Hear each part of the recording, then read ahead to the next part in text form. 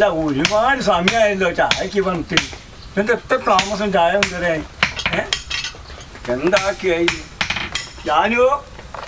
ഇനി ചായപ്പൊടിന്റെ കമ്പനി പോയി ചായപ്പൊടി ഉണ്ടായിക്കൊണ്ടിരിക്കുക ഇതെത്ര നേരമായി ഞാനൊരു ചായക്ക് പറഞ്ഞോട് എന്ത് കത്തണ്ടേ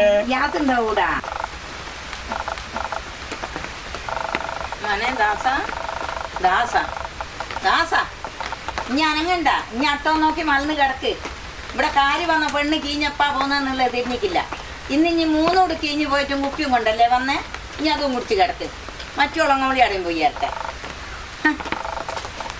ഞാനായും പോരെ എങ്ങനെ ആയിപ്പോയിക്ക് അച്ഛൻ പണിയല്ലേലും കാര്യം അടക്കും ഒത്തിരിക്കും മോൻ എത്തിയും വരും മലനടക്കിടക്കും 4 മണിക്കൂറും കുപ്പിയും വെള്ളവും കട്ടൻ ചായ ഇത് തലശ്ശേരി പോയി ചായപ്പൊടിന്റെ കമ്പനി ചായപ്പൊടി വാങ്ങിക്കൊണ്ടു കണ്ണൂർ പോയത്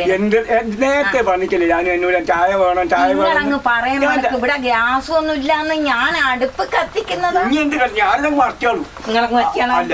ഒരു മോൻ കിടക്കുന്നുണ്ട് ഞാൻ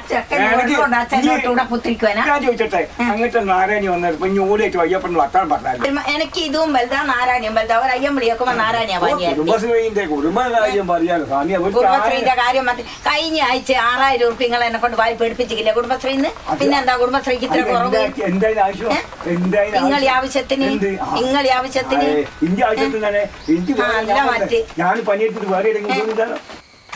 അല്ല ഞാൻ ബെന ഉണ്ടാക്കിയിട്ട് നിങ്ങൾ പറയുന്നത്